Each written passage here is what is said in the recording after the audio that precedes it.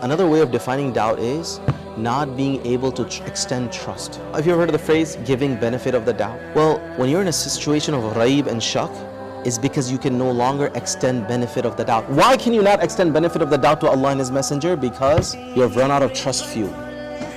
And that occurs when you don't know much about Allah and His Messenger to begin with. So, please realize, if you've heard of the analogy, you can give a man a fish or you can teach him how to fish. Because if you just give him the fish, he'll get hungry later and then he's dependent on you. If you can just teach him how to fish, he can take care of himself. What I'm giving you here is not necessarily answers to particular questions.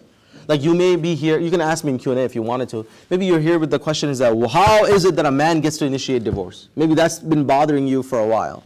That's a possibility, yeah? You can ask that in Q&A and I'll do my best to answer it. But right now, we're not trying to tackle specific issues. Rather, we're giving you broad principles that will, inshallah, help you deal with doubts in a variety of domains. So hopefully that makes sense to you. So folks, let us begin. The first tool I'd like to share with you today is what I call plug into the knowledge grid. This is somewhat common sense and cliche, but I have to start here because journey of doubt begins when this is not happening. What I mean by this is that as a Muslim, especially in the age that we are living in, and where environment is not on our side, and God is not in the air, and secular liberalism reigns supreme, you have to be plugged into the knowledge grid. And by this I mean, you have to have a steady dose of knowledge, almost on a weekly, if not daily basis. So important for you. You should be addicted or connected to a podcast. There should be a favorite shaykh that you like listening to. There should be seerah of the Prophet ﷺ that you've already gone through. Knowledge truly is power. The reason I say that, and I want to go slightly deeper here. Why is knowledge so helpful in this particular case? Because doubt, my dear brothers and sisters, another way of defining doubt is not being able to extend trust. Doubt, have you ever heard of the phrase, giving benefit of the doubt? Well, when you're in a situation of raib and shak, it's because you can no longer extend benefit of the doubt. Why can you not extend benefit of the doubt to Allah and His Messenger? Because you have run out of trust fuel. And that occurs when you don't know much about Allah and His Messenger to begin with. So, I like to give the analogy here. So imagine my wife comes home and the door is closed, I'm on a Zoom call. She can clearly tell us with the opposite gender for a whole hour. And now, how does she process that? Yeah. If I have invested in that relationship, she knows me. If she has a lot of data available about my character and integrity, and I do community work, and oftentimes I got to do counseling. She has all that data available, and her pie of perception is by and large positive. She can take that particular event and extend benefit of the doubt. Yes. She can deal with this one-off issue and can still maintain her paradigm of positivity towards me. She can give benefit of the doubt. And she can contextualize that ambiguous situation, yes? But if she doesn't have a lot of knowledge of me, we just got married, what's going to happen? It's going to rock the boat. She doesn't have enough knowledge to extend trust. This is what's happening all over the country, where people don't know seerah, they don't know Allah's names and attributes, they've barely gone through the Quran, and the first thing they are exposed to about the Prophet ﷺ is the age of Aisha. Their pie of perception is non-existent. And the only thing that fills that pie of perception is, the Prophet ﷺ and the Banu Qurayza incident and the treatment of the Jewish tribes and Uqalun min Urayna and some of the controversial situations or events of seerah. That fills their pie of perception. They can't extend trust anymore. That's a big problem. You need to arm yourself with knowledge. Your pie of perception has to be proactively filled with knowledge of Allah and His Messenger. The seerah of the Prophet ﷺ, Allah's names and attributes, explanation of Surah Al-Fatiha. And now, allow me to say one more thing and I want to move on to the next tool. Please don't forget this word. This is really, really important.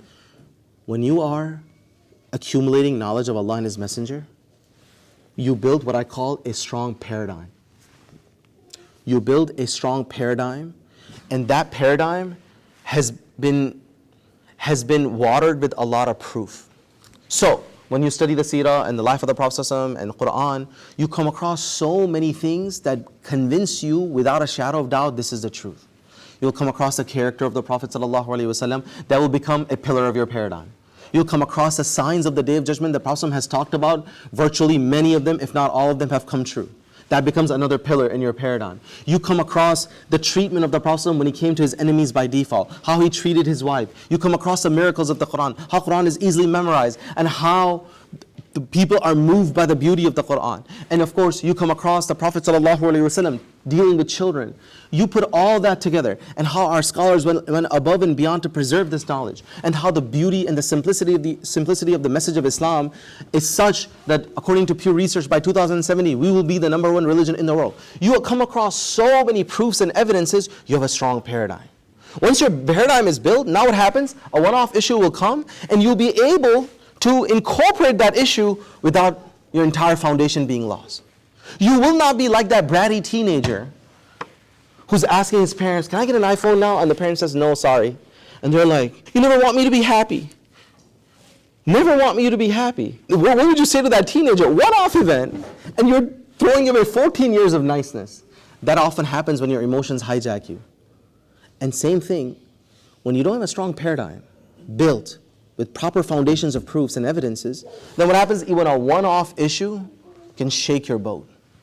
And that cannot be. You have to be properly anchored, and that occurs when you're plugged into the knowledge grid. Ibn Taymiyyah gave an amazing analogy. He says, your relationship with Islam is the following. Imagine you're in a city, and you fall sick, and you need surgery.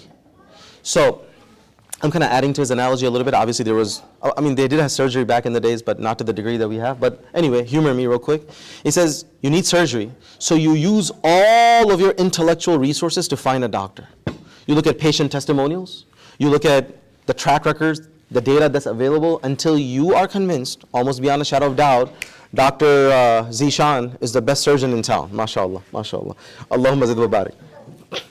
You go to Dr. Zishan with all the credentials that your intellect has established, and you read those testimonials that led you to Dr. Zishan, and now Dr. Zishan says, here's a surgery plan, and you're like, well, that doesn't really make sense to me. Well, because, I heard this and I heard that. Ibn Taymiyyah says, at that moment, what's warranted is intellectual humility. Because it's your very intellect that established the paradigm that he's the man. Now, if he gives you something counterintuitive, you need to bring that one-off thing in line with the rest of the paradigm. Does that make sense, folks? You have to be intellectually disciplined. By the way, just so you know, scientific progress works exactly the same way. Where if you read Thomas Kuhn's The Structure of the Scientific Revolutions, he makes this point that scientific advances work in the following manners, where you have a bunch of observations on the table, and one paradigm will eventually become supreme. So when it comes to electricity, Ben Franklin's paradigm actually became supreme, but there were other paradigms on the table. Why does one paradigm become supreme? There are a lot of factors. One is, of course, there's a lot of evidence supporting it. Although, you'll be shocked to know that even when they select a paradigm, there's always one or two issues that they cannot fully reconcile with the paradigm, but they're like, you know what, we'll eventually figure out the answer. That occurs all the time. So, Newton's laws and paradigm of gravity is very famous. Even though they could never explain Mercury's motion on Newton's paradigm. Even though they could never explain why light bends around heavy objects like sun and the moon.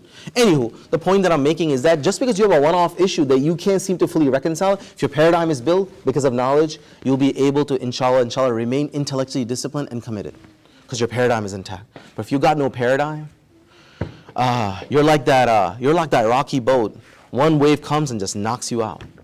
So ground yourself in knowledge. That's the first tool for you.